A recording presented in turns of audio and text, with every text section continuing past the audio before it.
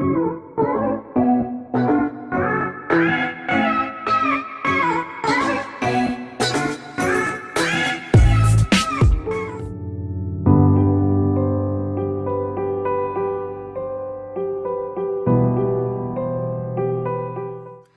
everybody, I know it's been a while. This is DID Hatchery and I'm back just gonna make another video about the things that I'm experiencing, because that's what my channel is. It's me talking about the things that I'm experiencing when or near the time that I'm experiencing them. And so recently, because of a lot of re-traumatization that's going on, I haven't been able to make videos. I've been dealing with a lot of flashbacks, okay? A lot of flashbacks, and even making this video is nerve-wracking, but it's also integral. It's something I need to be doing.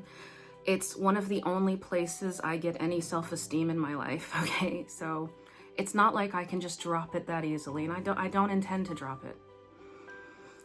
So this one's gonna probably be a mess of a video, because I cannot make videos right now that are perfect, or not that they ever were, and that was never the intention, but I just can't seem, it's gonna be a mess, okay? It's gonna be a mess. There's probably a number of us here, and we're all anxious probably. I don't know, I'm not for sure. I just know that, you know, as my amnesic barriers lower, I'm affected more by other parts of me. I don't necessarily know which parts or why, but I often feel more of their feelings, or, you know, and I may not know where those feelings are coming from or what they are about, but I just get a lot of feelings. And so, and as my amnesic barriers lower, I start to realize how often I have flashbacks, and I have a lot of them. And so this month, I've been dealing with something that's called comorbid flashbacks, and that's when you have more than one flashback at a time. So basically, for like 3 weeks, I was sort of, I didn't know what it was. I didn't know if it was an alter. I didn't know, I knew it wasn't normal emotions, because I know what normal feelings feel like, and they're much more muted than the extreme feelings you get in flashbacks. And so for about 3 weeks, I've been feeling separated from the world. Not able to feel any warmth from the world, and just sort of being able to observe the world from a very long distance, like a nightmare circus just passing before my eyes, okay? And the anxiety of watching that circus is a lot. And so sometimes I just feel like I need to speak. Maybe that would help break up these flashback cycles that I have, because I tend to have cycles of flashbacks, because if you avoid triggers too much, you will end up having cycles, which is like flashback after flashback with like hours of lulls in between. I used to think that was just one long flashback, but it wasn't. And so recently I have been having sort of like one persistent flashback, and that was that feeling of being separated from the world and separated from everything. And that feeling, it turns out, is something that happens when you dissociate from your own flashbacks. So I was having a flashback, I was dissociating from that flashback, and the dissociation made me feel absolutely sealed off from everything in the world. It was horrible. I still have that going on. Right now, I'm sort of in a lull. I know I'm not out of these flashbacks, because I do have that lump in my throat, but I'm sort of in a lull where my sanity is intact. Because when I have flashbacks, I basically become psychotic. It literally shifts my entire worldview. There's bugs, I don't know. It shifts my entire worldview. Just nothing can be easy, guys. Can't make a video without there being a bug in it. You see, this is what happens when you're like having like cycles of flashbacks. Like anything can upset you, even a little fly. But you know, I want to show these things.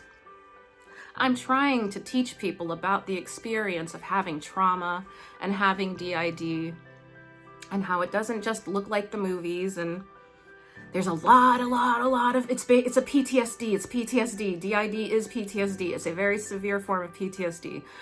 And so I wanted to talk about having comorbid flashbacks, which is basically one flashback on another. And so I was already having the long whatever flashback of feeling separated from the world and feeling like nothing was real, and it was like some horrifying phantasmagoria was just passing by, and it was never going to end. And every time I'm in a severe flashback, I really think it's never going to end, you know? And so that was going on. And then a secondary flashback got triggered that was much more anger and despair driven and excruciating. Like the other flashback, because I think I was dissociating from it, I just felt like separated in a horrifying way from the world and alone, extremely alone. And I felt like nothing was real. And then a secondary flashback hit, which made everything so much worse, exponentially worse. I was just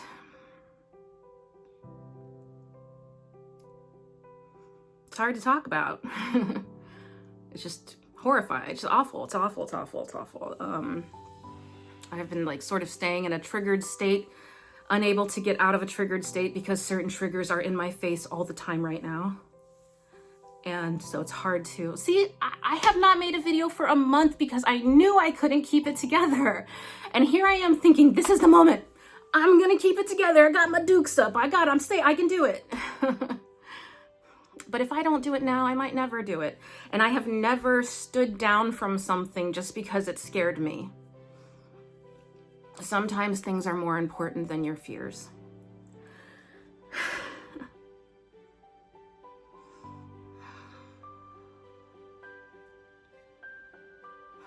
I think there's a lot of alters probably that want to say different things, right? But you know, you got to be so careful with the internet. I mean, anybody can take anything and turn it on its head and then convince other people that it was always on its head when it wasn't. And then people don't go back to bother to look at the evidence that it was not on its head, trust me. But it's hard when other parts really want to say a few things like about the way I don't even know what you're doing.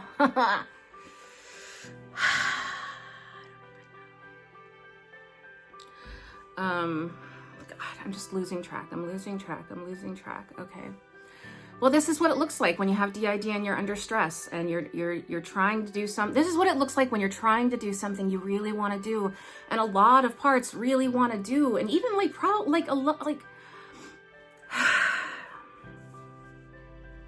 not every video is going to be a winner, and I think I've said this a million times in other videos where this stuff happens. But I wanted to say hi. I wanted to tell people what was going on. And no, I cannot keep it together. Yes, anything can upset me, even a tiny fly being in my video, okay? Like, I just think that in the DID community online, there's no room for symptoms. There's all kinds of room for like, rules made by people who have never experienced mental illness, and rules made by people for people who aren't mentally ill, but everyone decides to apply it to mentally ill people. And so when symptoms are showing, I mean, forget it. This environment is extremely cruel. YouTube, the DID community can be extremely cruel if you are showing symptoms, because it's sort of a feeling of like, how dare you show symptoms? Symptoms can be stigmatizing. Well, my perspective is that symptoms are not stigmatizing. It's the way people react to symptoms that is stigmatizing. I think in a mental health community, people should be able to have symptoms because that's why it exists. And I'm openly having symptoms, and I try very hard not to affect other people. I do not think a lot of, some people do not give me that same courtesy. I don't think there's anything wrong with showing your symptoms. I don't think there's anything wrong with showing your disorder. Some people need to see that. Some people need to know that they're not alone with these symptoms. Yes, you can have 2 flashbacks at once and maybe more. Check AI. And so AI has helped me a lot, because every time I'm having a symptom that I've never read in a book, or I haven't read all the books, I don't know all the books, I'm I check and I'm like, is this a real thing? Am I actually experiencing this? And then it confirms it. It's like, yes, it's called comorbid flashbacks. And I know I'm rambling, but I mean, you don't know what's been going on. You guys just don't know. And for anybody to expect me to be able to keep it together is just, they obviously don't know what's going on.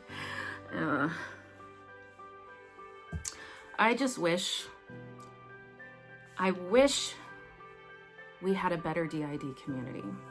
I wish we had more people that were not performative. I wish they were doing it because they understood what mental illness was. Like, one of the things that indicates to me, it's a common thing, and it's gonna get me in trouble for saying it. It's gonna get me in trouble. But I believe this because I've lived it. I've watched it. My mother lived it. I've basically lived in psych hospitals for probably over a decade if you add everything up. I've been in the worst places like state hospitals. I've been in nice places like very private hospitals for teenagers. I've been through the whole system. And I'll say that there's this one phrase that goes around the DID community that's emblematic to me of people not understanding how mental illness works. And that is, mental illness is an explanation, not an excuse. And that sounds really good. That sounds really good. And it does apply to certain mental illnesses. It does apply to certain ones, okay? But it doesn't apply to all of them. If mental illness wasn't an explanation and an excuse at times, there would be no insanity plea in our judicial system. So the fact that certain levels of mental illness make you not responsible for your behavior exists in our judicial system. I would hope people understand that exists in the mental health care system too.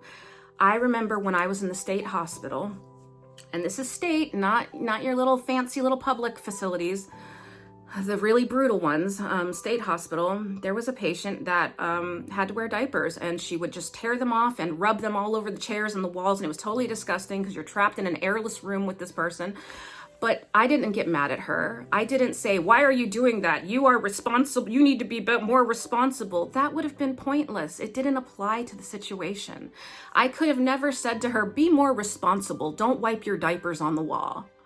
No, because responsibility didn't apply. She was too sick to be responsible.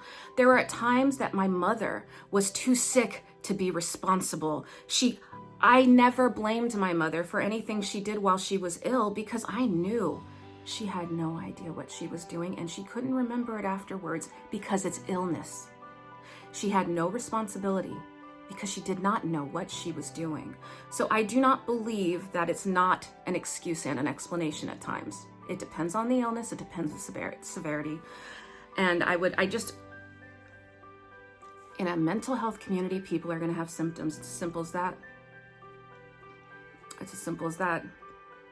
And I would think in a more utopian world, people would open their arms and try to help those people that are having symptoms, but they don't. In this world, what do? They embed people in our community to destroy our community. I believe like this is sort of on the conspiracy side, sort of, but I'm just gonna say what I want, okay? Because not all of us are Brandy and not all of us are gonna be, perfect, and I do believe that there are people embedded in this community to stop people with DID from talking. I believe there are people to stop people with DID they don't want us telling our stories. They don't want us telling our truths. And there's a lot of reasons people would want that. There's a lot of reasons, but I refuse to be silenced and I will fight for it. I will fight for it. We will fight for our right to tell our story because we've been silenced way too many times in our lives. We've been dismissed and ignored, silenced and abused, and we're not going to have that. I will have this channel to tell my story. Even if only 5 people are watching, I will have this channel.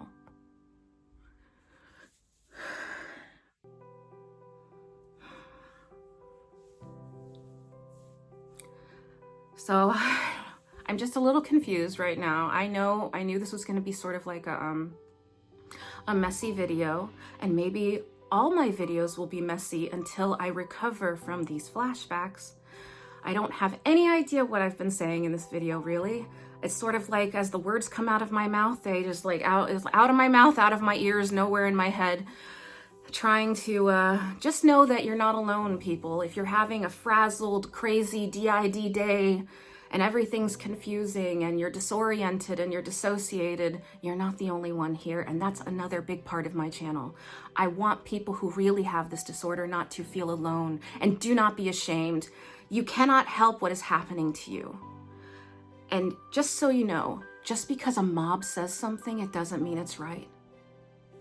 Just because a mob says something, it doesn't mean it's right or true. And I don't know, I think I've been like rapidly switching or something. But just know that people who I love you guys for watching this, and thank you so much for being here. This disorder is difficult.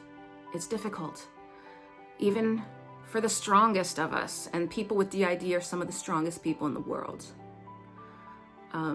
It's extremely difficult. And so I hope you all are having a good day. I missed you. I'm going to try to make videos. Trust me, I think about making videos every single day I'm gone, you know? And so this is what you're getting today, because this is all I have. And I love you guys. Take care.